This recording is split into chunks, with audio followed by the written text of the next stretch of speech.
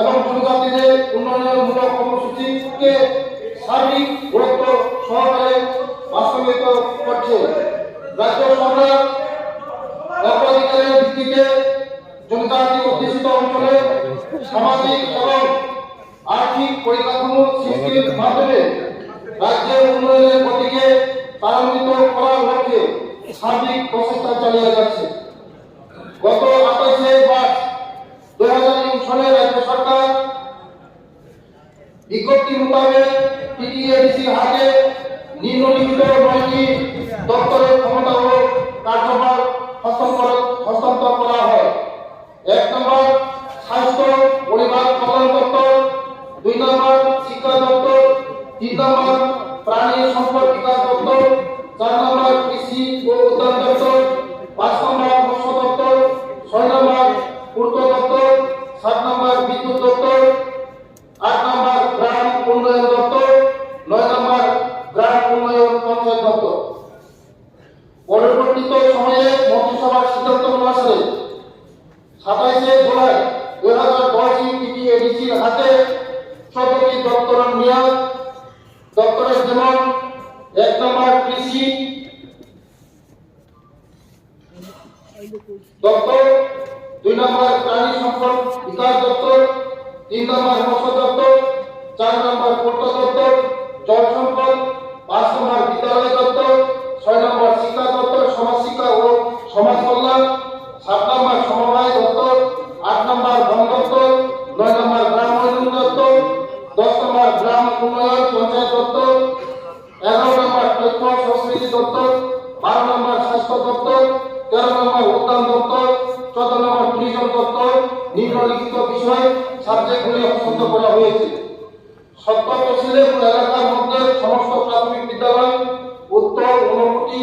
ও দড়াই জেলার উচ্চ প্রাথমিক বিদ্যালয়, অঙ্গনওয়াড়ি কেন্দ্রের সাথে উত্তর ও দড়াই জেলা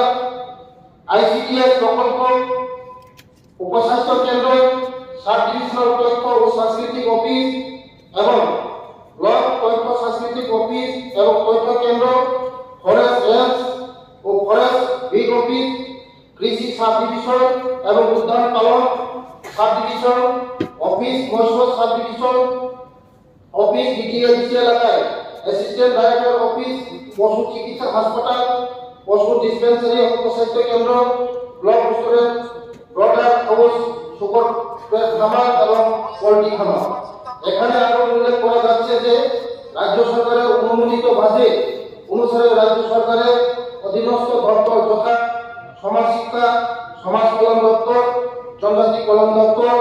বন দপ্তর, পূর্ত দপ্তর, আরএনবি, তথ্য সংস্কৃতি দপ্তর, প্রাণী সম্পদ বিকাশ দপ্তর, কৃষি দপ্তর, শিক্ষা দপ্তর, উদ্যান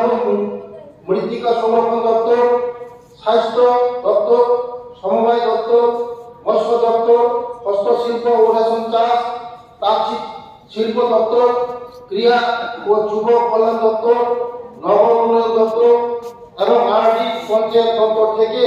টিটিএডিসি কে অর্থ প্রদান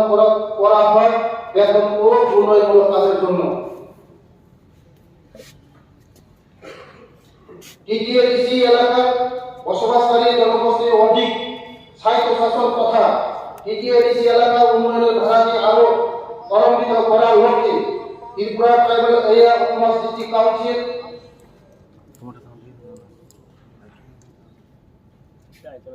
2021 ইতিমধ্যে রাজ্য সরকারের অনুমোদন ক্রমে গেজেট নোটিফিকেশন 19 ফেব্রুয়ারি 2021 হয়েছে। ভারতের সংবিধানের ষষ্ঠ তহসিল এলাকায় বিভিন্ন স্বশাসিত জেলা পরিষদগুলির সার্বিক উন্নয়নের লক্ষ্যে কেন্দ্রীয় সরকারের ইতিমধ্যে খসড়া সংবিধান 125তম সংশোধনী বিল 2019 সংসদে উপস্থাপন করেছে। ষষ্ঠ তহসিল এলাকায় অন্তর্ভুক্ত উত্তর পূর্বাঞ্চলের সশস্ত্র জেলা পরিষদগুলিকে আরো অধিক ক্ষমতা প্রদানের মাধ্যমে এলাকাগুলির সার্বিক বিকাশে সুনিশ্চিত করার লক্ষ্যে সংসদে উপস্থিত উক্ত খসড়া বিলের মূল প্রস্তাবের সকল বিষয়গুলির উপরে রাজ্য সরকার ইতিমধ্যে সম্মানিত জ্ঞাপন করেছেন। সেই সঙ্গে ত্রিপুরা উপজাতি সশস্ত্র জেলা পরিষদের ক্ষেত্রে বিশেষ গুরুত্বপূর্ণ বিষয়গুলি যথা ত্রিপুরা উপজাতি সশস্ত্র জেলা পরিষদের বর্তমান আসন সংখ্যা 30 থেকে বাড়িয়ে 50 করা, ব্লক কাউন্সিল চালু করা, জমি ও সম্পত্তি হস্তান্তর সংক্রান্ত ক্ষমতা প্রদান, আইন তৈরি করার জন্য নর্থ কাছাই হিলস অটোনমাস কাউন্সিল ও কার্বি আংলং অটোনমাস কাউন্সিলের মতো অতিরিক্ত ক্ষমতা প্রদান সংক্রান্ত বিষয়ে গুলি রয়েছে। সেই সঙ্গে ত্রিপুরা উপজাতি সশস্ত্র জেলা পরিষদের বর্তমান নাম পরিবর্তন করে ত্রিপুরা টেরিটোরিয়াল কাউন্সিল করার প্রস্তাব হয়েছে।